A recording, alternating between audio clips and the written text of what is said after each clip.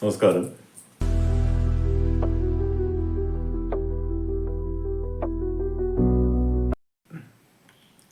നമ്മൾ കഴിഞ്ഞ ചില ദിവസങ്ങളിലായിട്ട് മനസ്സിലാക്കിയ ഒരു കാര്യം, ഇംഗ്ലണ്ടിൻ്റെ വ്യവസായ ചരിത്രത്തിൽ ഒരു വലിയ സംഭവമായി മാറുകയാണ് സൈക്കിൾ വ്യവസായം.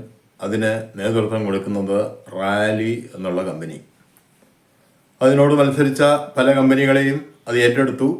അങ്ങനെ സൈക്കിൾ വ്യവസായത്തിൽ റാലി ഇംഗ്ലണ്ടിലെ ഒരു ജൈത്രയാത്ര നടത്തിക്കൊണ്ടിരിക്കുന്ന കാലത്താണ് 20-ാം നൂറ്റാണ്ടിൻ്റെ തുടക്കത്തിൽ, അതായത് 1900-1901 കാലഘട്ടത്തിൽ ഒരു ചെറുകിട സൈക്കിൾ നിർമ്മാണ യൂണിറ്റ് ആരംഭിച്ചുകൊണ്ട് ജാക്ക് ക്രെയിൻ, അദ്ദേഹത്തിൻ്റെ വൈഫ് എഡിത്ത് ക്രെയിൻ, ഈ രണ്ട് വ്യക്തികൾ സൈക്കിൾ നിർമ്മാണത്തിൽ ഏർപ്പെടുന്നത്. പക്ഷേ റാലി എന്ന ഒരു കമ്പനി അതിനോടകം അവിടെ ആധിപത്യം സ്ഥാപിച്ചിരിക്കുകയാണ്. അതിനോട് നേരിടാനുള്ള ഒരു സാമ്പത്തികമായ കഴിവോ ഒന്നും ഇവർക്കില്ല. അങ്ങനെ 1906 ധാരാളം കടബാധ്യതകളും കാര്യങ്ങളും ഒക്കെ ആയി അവസാനം അവരെ പാപ്പരായിട്ട് പ്രഖ്യാപിച്ചു, ബാങ്ക്രപ്റ്റായിട്ട് പ്രഖ്യാപിക്കുകയാണ്. ഇതിനിടയിൽ ഇവരുടെ രണ്ട് മക്കളുണ്ട്, ഹാരി ക്രെയിനും ടെഡ് ക്രെയിനും. ഈ രണ്ടുപേരും 14 വയസ്സോടെ സ്കൂൾ പഠിത്തമൊക്കെ അവസാനിപ്പിച്ചു, അച്ഛനെയും അമ്മയും വ്യവസായത്തിൽ സഹായിക്കാൻ വേണ്ടി. കാരണം പുറത്തുനിന്ന് സ്റ്റാഫിനെ ഒന്നും വെച്ച് മുന്നോട്ട് കൊണ്ടുപോകാനുള്ള ഒരു കപ്പാസിറ്റി ഇല്ല. ഏതായാലും അച്ഛനും അമ്മയൊക്കെ പാപ്പരായതോടെ കമ്പനി ഒക്കെ അടച്ചു പൂട്ടി, എല്ലാം ബാങ്കും അതുപോലുള്ള പല സ്ഥാപനങ്ങളും ജപ്തി ചെയ്തു. പക്ഷേ ആ മക്കൾ അതിൻ്റെ ഇടയിൽ ഒരു കാര്യം ചെയ്തു. അവരുണ്ടാക്കിയ കുറച്ച് സൈക്കിൾസ് അവിടെ നിന്ന് മറ്റാരും അറിയാതെ എടുത്ത് മാറ്റി അത് വേറൊരു സ്ഥലത്ത് കൊണ്ടുവന്ന് ലേലം വെച്ച്, എന്തായാലും വലിയ ലാഭമൊന്നും കിട്ടിയില്ലെങ്കിലും അല്ലെങ്കിൽ എല്ലാം പോയനെ അതൊക്കെ കച്ചവടമാക്കി. ആ കിട്ടിയ ഒരു ചെറിയ പൈസയും പിന്നെ അവർ കുറേ കാലം പല സ്ഥലങ്ങളിലുമൊക്കെ ജോലി ചെയ്ത് കുറച്ച് പൈസയൊക്കെ ഉണ്ടാക്കി 1910 അവർ ഒരു സൈക്കിൾ കമ്പനി രജിസ്റ്റർ ചെയ്യുകയാണ്. അങ്ങനെ രജിസ്റ്റർ ചെയ്യുമ്പോൾ പക്ഷേ അവർ ആലോചിച്ചൊരു കാര്യമുണ്ട്, ജനശ്രദ്ധ പെട്ടെന്ന് പിടിച്ചു പറ്റുന്ന ഒരു പേരായിരിക്കണം, എന്നാലും ഇതിന് റാലിയുടെ അടുത്തൊക്കെ പിടിച്ചു വെക്കാൻ പറ്റുള്ളൂ. അങ്ങനെ അവരിട്ടൊരു പേരായിരുന്നു ഹെർക്കുലിസ് സൈക്കിൾസ്. ഗ്രീക്ക് ഐതിഹ്യങ്ങളിൽ വളരെയധികം ശക്തനായി നിൽക്കുന്ന ഹെർക്കുലിസ് എന്ന മനുഷ്യൻ, അദ്ദേഹത്തിൻ്റെ പേരിൽ ഒരു സൈക്കിൾ കമ്പനി 1910 സെപ്റ്റംബർ 9 രജിസ്റ്റർ ചെയ്യുന്നു. ഏകദേശം ഒരു വർഷം കഴിഞ്ഞ് 1911 നിർമ്മാണം ആരംഭിച്ചു. തുടക്കം റാലിയേക്കാൾ അല്പം ഭേദമായിരുന്നു എന്ന് പറയാം. റാലി നമുക്കറിയാം, തുടക്കത്തിൽ ഫ്രാങ്ക് ബൗഡൻ അതിൽ ഇടപെടുന്നതിന് മുമ്പ് ഒരാഴ്ചയിൽ 3 സൈക്കിൾസാണ് ഉണ്ടാക്കിയിരുന്നതെങ്കിൽ ഇവരൊരാഴ്ചയിൽ 25 സൈക്കിൾസ് ഉണ്ടാക്കുമായിരുന്നു. അത് തന്നെ അവർ വ്യക്തമായൊരു ധാരണ ഉണ്ടായിരുന്നു. ഹാരി സൈക്കിളുകൾ നിർമ്മിക്കുന്നു, ടെഡ് അത് മാർക്കറ്റ് ചെയ്യുന്നു. ഏതായാലും മാർക്കറ്റിംഗ് ഒക്കെ നല്ല രീതിയിൽ നടന്നു. ഏകദേശം 6 മാസം കൊണ്ട് ആഴ്ചയിൽ 70 സൈക്കിൾസ്, അതായത് ഒരു ദിവസം 10 സൈക്കിൾസ് എന്ന രീതിയിലേക്ക് ഉൽപാദനം വളർന്നു. 3 വർഷം കഴിഞ്ഞ് 1914 ഒരു വർഷം 1000 സൈക്കിൾസ് എന്നുള്ള ഒരു ലെവലിലേക്ക് വരെ ഹെർക്കുലിസ് സൈക്കിൾസ് വളരുകയാണ്. പക്ഷെ അപ്പോഴും ഇംഗ്ലണ്ടിൽ നമ്പർ 1 റാലി തന്നെയാണ്, ഒരു സംശയമില്ല. പക്ഷേ റാലിയേക്കാൾ വളരെ വില കുറച്ചാണ് ഹെർക്കുലിസ് സൈക്കിൾസ് വിൽക്കുന്നത്. അതുകൊണ്ട് ഇവർക്ക് കുറേ എക്സ്പോർട്ട് ഓർഡേഴ്സ് കിട്ടി. അമേരിക്ക, അതുപോലെ പല യൂറോപ്യൻ രാജ്യങ്ങളിലേക്കും, ആഫ്രിക്ക, ഈ ഏഷ്യൻ കൺട്രീസ്, അങ്ങനെ പല രാജ്യങ്ങളിലേക്കും ഒരുപാട് എക്സ്പോർട്ടിങ് ഓർഡേഴ്സ് ഇവർക്ക് കിട്ടി. അങ്ങനെ കമ്പനി വളരാൻ തുടങ്ങി. 1923 ആകുമ്പോഴേക്കും സൈക്കിളിൻ്റെ പ്രധാന ഘടക ഭാഗങ്ങളെല്ലാം നിർമ്മാണവും കൂടി കമ്പനി തന്നെ നടത്തി. അതുവരെ അതൊക്കെ പുറത്തുനിന്ന് വാങ്ങിക്കുകയാണ്. അപ്പോൾ ഇതെല്ലാം സ്വന്തമായിട്ട് ഉണ്ടാക്കുന്ന സമയത്ത് ലാഭം കൂടും. എന്തായാലും അച്ഛൻ്റെ അമ്മയുടെയൊക്കെ പാരമ്പര്യം മാറ്റി മറിച്ചുകൊണ്ട് മക്കളങ്ങനെ സൈക്കിൾ വ്യവസായത്തിൽ മുന്നേറുകയാണ്. 1928 ആകുമ്പോഴേക്കും മറ്റൊരു നാഴികക്കല്ല് പിന്നിട്ടു. ഇംഗ്ലണ്ടിൽ നിന്ന് ഏറ്റവും കൂടുതൽ സൈക്കിള് കയറ്റുമതി ചെയ്യുന്ന കമ്പനി. 1934 30 ലക്ഷം സൈക്കിൾസ് നിർമ്മിച്ചു എന്നുള്ള ഒരു ഖ്യാതിയും, പിന്നെ ഒരു 5 വർഷം കൊണ്ട് 39 ആകുമ്പോഴേക്കും 60 ലക്ഷം സൈക്കിൾസ് നിർമ്മിച്ചു എന്ന ഒരു ഖ്യാതിയും ആ കമ്പനി നേടിയെടുത്തു. പക്ഷെ അപ്പോഴും മാർക്കറ്റ് മുഴുവൻ വിദേശത്താണ്, ഇംഗ്ലണ്ടിൻ്റെ അകത്ത് രക്ഷയില്ല. ഇതിനിടയിൽ തന്നെ കമ്പനിക്കകത്ത് കമ്പനി വളരും തോറും കൂടുതൽ സ്റ്റാഫുകളുണ്ടാവും. അവർക്കിടയിൽ ആ കാലത്തൊക്കെയുള്ള ഒരു പ്രശ്നമുണ്ടല്ലോ, ട്രേഡ് യൂണിയനിസം വന്നു കഴിഞ്ഞാൽ തീർന്നു, ആ കമ്പനി നശിച്ചു. ലോക ചരിത്രം മുഴുവൻ അതാ. അത് കമ്പനി ആയാലും കൊള്ളാം, കൃഷി ആയാലും കൊള്ളാം, വ്യവസായം ആയാലും കൊള്ളാം, എന്തായാലും കൊള്ളാം. ഇപ്പം നമ്മുടെ നാട്ടിൽ തന്നെ പണ്ട് നമ്മൾ കൊയ്യും വയലെല്ലാം നമ്മുടേതാവും പൈങ്കിളിയേ എന്നൊക്കെ വലിയ പാട്ടൊക്കെ പാടി അങ്ങനെ ജന്മികളുടെ നിന്ന് വയലെല്ലാം ഏറ്റെടുത്തു. ഇപ്പം കൃഷിയില്ലാതായി. എവിടെ പോയാലും ഇത് തന്നെ അവസ്ഥ. പിന്നെ പെട്ടെന്ന് ജനങ്ങളുടെ സിമ്പതി പിടിച്ചു പറ്റുന്ന ചില സ്ലോഗൻസ് കയ്യിലുണ്ട്. പാവപ്പെട്ട തൊഴിലാളികൾ. അപ്പോൾ ആലോചിക്കണം, ഈ ഹെർക്കുലീസ് കമ്പനീസിന്റെ മുതലാളിമാരും ഒരു കാലത്ത് പാവപ്പെട്ട തൊഴിലാളികളെക്കാൾ കഷ്ടത്തിലുള്ള ആൾക്കാരായിരുന്നു. അവര് ഹാർഡ് വർക്ക് ചെയ്ത് അങ്ങനെയൊക്കെ ആയി. ഇതൊക്കെ വേണമെന്നുള്ളവർക്ക് ആവാം. അല്പം ദീർഘവീക്ഷണം വേണം, കഷ്ടപ്പെടാനുള്ള മനസ്ഥിതിയും വേണം. അല്ലാതെ വല്ലവനുമൊക്കെ കഷ്ടപ്പെട്ടുണ്ടാക്കുന്നത് ഞങ്ങളിവിടെ ഉള്ളത് കൊണ്ടാണ്, ആദ്യം മുതലാളി ഉള്ളത് കൊണ്ടാണ് തൊഴിലാളി ഉണ്ടാവുന്നതെന്നും കൂടെ ആലോചിക്കണം. മുതലാളിയൊക്കെ ഉണ്ടായി അവിടെ കമ്പനിയൊക്കെ വന്നു കഴിഞ്ഞിട്ട്, അല്ലെങ്കിൽ ഒരു വലിയ എന്തെങ്കിലുമൊക്കെ പ്രസ്ഥാനം വന്നു കഴിഞ്ഞാലേ തൊഴിലാളിയുള്ളൂ. അല്ലാതെ ഇന്നേ വരെ ഒരു തൊഴിലാളിയും മുതലാളി ഉണ്ടാക്കിയിട്ടില്ല. എന്തായാലും ഈ തൊഴിലാളി പ്രസ്ഥാനത്തെ ടെഡ് ക്രെയിൻ എന്നുള്ള ആ സഹോദരന്മാരിൽ ഒരാൾ അവർ വളരെ ഭംഗിയായിട്ട് തന്നെ നേരിട്ടു. അദ്ദേഹം പറഞ്ഞു, യൂണിയനിൽ ചേരാത്തവർക്കെല്ലാം 10% അധികം ശമ്പളം തരും, പക്ഷേ കമ്പനിയുടെ ഉൽപ്പാദനം 15% വർദ്ധിപ്പിക്കണം. അത് തൊഴിലാളികൾക്ക് വളരെയധികം സന്തോഷകരമായൊരു കാര്യമാണ്. ശമ്പളം 10% പെട്ടെന്ന് കൂടുന്നു, ഉൽപ്പാദനം ലേശം കൂട്ടുന്നു, അവർ 1 മണിക്കൂർ അധികം വർക്ക് ചെയ്യാൻ തയ്യാറാണ്. അങ്ങനെ ട്രേഡ് യൂണിയനിസം ഹെർക്കുലീസ് കമ്പനിയിൽ വിജയിച്ചില്ല. അവർ യൂണിയൻ നേതാക്കന്മാരൊക്കെ പത്തിയും മടക്കി പോയി.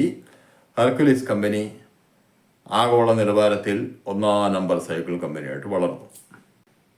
മറ്റൊരു പ്രശസ്തമായ സൈക്കിൾ കമ്പനിയാണ് 1892 സ്ഥാപിക്കപ്പെട്ട ജെ.എ. ഫിലിപ്സ്, ഇ.ഡബ്ല്യു. ബോൾ എന്നീ 2 പേർ ചേർന്ന് സ്ഥാപിച്ച ഫിലിപ്സ് സൈക്കിൾസ്. നിർമ്മാണ നിലവാരത്തിൽ അങ്ങേയറ്റം ഉന്നതി പുലർത്തിക്കൊണ്ട് ആദ്യം സ്റ്റീൽ ബൈസിക്കിൾസ്, അത് റാലി, ഹംബർ, അങ്ങനെ പല കമ്പനികൾ ഉണ്ടാക്കിയത് തന്നെയാണ്. ഹെർക്കുലീസും ഒക്കെ സ്റ്റീൽ ബൈസിക്കിൾസ് ഒക്കെ ഉണ്ടാക്കിയിട്ടുണ്ട്. പക്ഷേ അത് കൂടാതെ ഇവര് മറ്റൊരു സംഭവം ഉണ്ടാക്കി. ലൈറ്റ് വെയിറ്റ് എന്നാൽ മറ്റേ വളരെ സ്ട്രോങ് ആയിട്ടുള്ളത് ടൈറ്റാനിയം ബൈസിക്കിൾസ്. ടൈറ്റാനിയം എന്നുള്ള മെറ്റൽ ഫ്രെയിമിൽ ബൈസിക്കിൾ ഉണ്ടാക്കുന്ന ഒരു സിസ്റ്റം ഈ ഫിലിപ്സ് കമ്പനി ആരംഭിച്ചു. അതിന് അത്യാവശ്യം പ്രചാരം കിട്ടുകയും ചെയ്തു. ലൈറ്റ് വെയിറ്റ് ആണ്, എന്നാൽ സ്റ്റീൽ പോലെ തന്നെ സ്ട്രോങ് ആണ്. പിന്നെ തുരുമ്പ് അങ്ങനെയുള്ള പ്രശ്നങ്ങളൊന്നുമില്ല. ഇപ്പം ഇത്തിരി പെയിൻ്റൊക്കെ പോയാലും പേടിക്കാനൊന്നുമില്ല. അത്തരം സൈക്കിൾസിൻ്റെയൊക്കെ നിർമ്മാണത്തിലൂടെ ഫിലിപ്സ് കമ്പനിയും ബ്രിട്ടനിലെ 2ാമത്തെ ഏറ്റവും വലിയ ബൈസിക്കിൾ നിർമ്മാണ യൂണിറ്റ് എന്നുള്ള ഒരു നിലയിലേക്ക് ഉയർന്നു. അപ്പോഴും 1ാം സ്ഥാനം റാലിക്കാണ്, ഒരു മാറ്റമില്ല. ഹെർക്കുലീസ് വളരെയധികം നല്ല രീതിയിൽ പുരോഗമിച്ചെങ്കിലും അവർ മുഴുവൻ എക്സ്പോർട്ടാണ്. ഇംഗ്ലണ്ടിൻ്റെ അകത്ത് വലിയ മാർക്കറ്റില്ല. അപ്പോൾ റാലി കഴിഞ്ഞാൽ, റാലി അതിൻ്റെ ഇടയിൽ പല കമ്പനികളൊക്കെ ഏറ്റെടുത്ത് കഴിഞ്ഞു. റാലി കഴിഞ്ഞാൽ അടുത്ത വലിയൊരു കമ്പനി എന്നുള്ള നിലയിലേക്ക് ഫിലിപ്സ് വളരുകയാണ്. ആ കാലഘട്ടത്തിൽ തന്നെയൊക്കെ മറ്റ് ചില കമ്പനികളും, നോർമൻ, സൺ തുടങ്ങിയ ചില കമ്പനികൾ. പക്ഷേ ഞാൻ ഈ ഫിലിപ്സും ഹെർക്കുലീസും ഒക്കെ പ്രത്യേകം പറയാൻ കാരണം ഇതെല്ലാം ഇന്ത്യയിലും വന്ന കമ്പനികളാണ്. മറ്റൊന്നും ഇന്ത്യയിൽ കാര്യമായിട്ട് മാർക്കറ്റിങ്ങോ ഇന്ത്യയിലെ ജനങ്ങൾക്ക് മനസ്സിലാവുന്ന സൈക്കിൾ കമ്പനികളോ അല്ല. ഇതിനിടയിൽ ഈ സൈക്കിൾ വ്യവസായത്തിനോട് അനുബന്ധമായി മറ്റ് പല വ്യവസായങ്ങളും വളർന്നു വരികയാണ്. നമുക്കറിയാം, ഡൺലപ്പിൻ്റെ ടയർ കമ്പനി വളർന്നുകൊണ്ടിരിക്കുകയാണ്. പിന്നെ ഈ സൈക്കിളിന് വേണ്ട മറ്റേ ഗിയർ ബോക്സുകൾ ഉണ്ടാക്കുന്ന സ്റ്റെർമി ആർക്കർ കമ്പനി വളർന്നുകൊണ്ടിരിക്കുകയാണ്. ഒപ്പം സൈക്കിളിൻ്റെ പല ഭാഗങ്ങൾ, ഇപ്പോൾ ഫോർ എക്സാമ്പിൾ എൻ്റെ സാഡിൽ, നമ്മൾ സാധാരണത്തിൽ സീറ്റ് എന്നാണ് പറയുക, സാഡിൽ നിർമ്മാണത്തിനുള്ള ഒരു കമ്പനി, അന്ന് ആ കാലത്തിൽ ഏറ്റവും പ്രശസ്തമായൊരു സാഡിൽ നിർമ്മാണ യൂണിറ്റ് ആയിരുന്നു ബ്രൂക്സ് എന്ന് പറയുന്ന കമ്പനി. അതിനെക്കുറിച്ച് നമുക്ക് കുറച്ച് കഴിഞ്ഞ് വിശദമായിട്ട് പറയാം. അതുപോലെ തന്നെ പ്രധാനപ്പെട്ട ഒരു സംഭവമായിരുന്നു ഈ സൈക്കിളിൻ്റെ ഫ്രെയിമിന് വേണ്ട ട്യൂബുകൾ ഉണ്ടാക്കുന്ന കമ്പനികൾ. അത്തരം ചെറുകിട കമ്പനികൾ അവിടെ കുറേ ഉണ്ടായിരുന്നു. കൂടാതെ ഒരു വൻകിട കമ്പനി ഉണ്ടായിരുന്നു, സ്റ്റെവർട്ട് ലോയ്ഡ്സ് എന്ന ഒരു വൻകിട സ്റ്റീൽ മാനുഫാക്ചറിങ് കമ്പനി, ഏതാനും ചെറുകിട കമ്പനികൾ. അപ്പോൾ ഈ വൻകിട കമ്പനിയോട് പിടിച്ചു നിൽക്കാൻ പറ്റാതെ ചെറുകിട കമ്പനികൾ എല്ലാവരും ചേർന്ന് ഒരു വലിയ കമ്പനി ഫോം ചെയ്യുകയാണ്. ട്യൂബ്സ് ഇൻവെസ്റ്റ്മെന്റ് ലിമിറ്റഡ്, TI എന്നാണ് അതിൻ്റെ ഷോർട്ട് ഫോം. അതോടെ പിന്നെ മറ്റേ വൻകിട കമ്പനിക്ക് പിടിച്ചു നിൽക്കാൻ പറ്റാത്ത ഒരവസ്ഥയായി. കാരണം ഇവരെ 4 പേരോട് ചേർന്നപ്പോൾ അതിനേക്കാൾ വലുതായി. കൂടാതെ 2ാം ലോക മഹായുദ്ധത്തിൻ്റെ കാലത്ത്, ആ കാലഘട്ടത്തിലാണ് എയറോപ്ലെയിൻസ് വ്യാപകമാവുന്നത്. അതുകൊണ്ട് തന്നെ ധാരാളം ഈ എയർഫോഴ്സ് അങ്ങനെയുള്ള പല മേഖലകളിലേക്കും ധാരാളം എയർപ്ലെയിൻസ് ആവശ്യമുണ്ട്. അതിൻ്റെ ഘടകങ്ങളൊക്കെ ഉണ്ടാക്കണം. അങ്ങനെയുള്ള പല ഓർഡേഴ്സിനും ഈ TI കമ്പനിക്ക് കിട്ടി. അതോടെ TI കമ്പനി വളരെയധികം വികാസം പ്രാപിച്ചു. ഏകദേശം രണ്ടാം ലോക മഹായുദ്ധം കഴിയുന്ന കാലഘട്ടമാകുമ്പോഴേക്കും അത് മറ്റേ കമ്പനി സ്റ്റെവേർട്ട് ലോയിഡ്സ് എന്ന കമ്പനിയെ ഏറ്റെടുത്തു. അപ്പോഴാണ് അവർക്കൊരു തോന്നൽ, ഇനിയിപ്പോൾ എന്തിനാ ഇങ്ങനെയൊക്കെ ഇരിക്കുന്നത്, സൈക്കിൾ നിർമ്മാണത്തിലേക്ക് കടന്നാലോ. പക്ഷെ അവർ സൈക്കിൾ നേരിട്ട് നിർമ്മിക്കുകയായിരുന്നില്ല. അവർ ചെയ്തത് ഈ ചെറുകിട സൈക്കിൾ നിർമ്മാണ കമ്പനികളൊക്കെ അങ്ങ് ഏറ്റെടുത്തു. സണ്ണ്, നോർമൻ അങ്ങനെയുള്ള കമ്പനികളെയൊക്കെ ആദ്യം ഏറ്റെടുത്തു. കുറച്ചുകൂടി കഴിഞ്ഞപ്പോൾ ഫിലിപ്സ് കമ്പനി ഏറ്റെടുത്തു. അവസാനം 1946 ഇംഗ്ലണ്ടിലെ ഏറ്റവും വലിയ എക്സ്പോർട്ടറായ ഹെർക്കുലിസ് സൈക്കിൾ കമ്പനിയെയും TI ഏറ്റെടുക്കുകയാണ്. അങ്ങനെ TI ഗ്രൂപ്പ് എന്നുള്ള ഒരു പ്രസ്ഥാനത്തിൻ്റെ ഭാഗമായി മാറുകയാണ് ഈ ഇംഗ്ലണ്ടിലെ പ്രധാനപ്പെട്ട 4 സൈക്കിൾ കമ്പനികൾ: Hercules, Philips, Norman and son. അപ്പോൾ ഇനി സൈക്കിൾ നിർമ്മാണത്തിൽ 2 വൻ ശക്തികൾ, റാലിയും TIയും. അപ്പോഴും പക്ഷേ ഇംഗ്ലണ്ടിൻ്റെ അകത്ത് ഏറ്റവും വലിയ സൈക്കിൾ മാനുഫാക്ചറിങ് കമ്പനി, അതുപോലെ ഇംഗ്ലീഷുകാർക്ക് ഒരു കാര്യത്തിൽ നിർബന്ധമാണ്: ഗുണനിലവാരം, ബിൽഡ് ക്വാളിറ്റിയുടെ കാര്യത്തിൽ ഒരു വിട്ടുവീഴ്ച അവർ കാണിക്കില്ല. നമുക്ക് ഇന്നും അറിയാം, നമ്മുടെ നാട്ടിൽ സൈക്കിൾസിനേക്കാളൊക്കെ പ്രചാരമുള്ള വലിയ സംഭവങ്ങളുണ്ട്. കാറുകൾ ഫോർ എക്സാമ്പിൾ, ഇന്നും ഗുണനിലവാരത്തിൻ്റെ കാര്യത്തിൽ ഒരു സംശയമില്ല. യൂറോപ്യൻ കാറുകൾ തന്നെയാണ് ടോപ്പ്. ജപ്പാൻ്റെ കാറുകളൊക്കെ നമുക്കറിയാം, മാരുതിയൊക്കെ ജപ്പാൻ്റെ ടെക്നോളജി കൊണ്ട് ഉണ്ടാക്കുന്നതിന് അതിനേക്കാൾ എത്രയോ വലുതാണ് ഇപ്പോൾ ഫോക്സ് വാഗനും സ്കോഡയും അങ്ങനെയുള്ള പല കമ്പനികളും. പിന്നെ ബെൻസിൻ്റെയും BMW കാര്യമൊന്നും പറയണ്ട. ഏതായാലും ഗുണനിലവാരത്തിൻ്റെ കാര്യം എന്ന് പറയുമ്പം അത് ഈ യൂറോപ്യൻസിന് വളരെ നിർബന്ധമാണ്. അതുകൊണ്ട് ഈ ഇംഗ്ലണ്ടിൻ്റെ അകത്തും അതുപോലെ യൂറോപ്പിൽ പൊതുവെയും ഏറ്റവും പ്രചാരമുള്ള സൈക്കിൾസ് അന്നും ഇന്നും റാലി സൈക്കിൾസ് തന്നെയാണ്. അപ്പം പിന്നെ വ്യവസായ ലോകം ഉറ്റുനോക്കുകയാണ്, ഇവരിൽ വലുതാര്, ഇതിലിപ്പോൾ ആരെ വിഴുങ്ങും. ആരെയും വിഴുങ്ങിയില്ല. 1960 ഏപ്രിൽ മാസത്തിൽ ഈ കമ്പനികൾ തമ്മിൽ മെർജ് ചെയ്തു. അങ്ങനെ TI റാലി എന്ന പുതിയൊരു കമ്പനി ഫോം ചെയ്യുകയാണ്.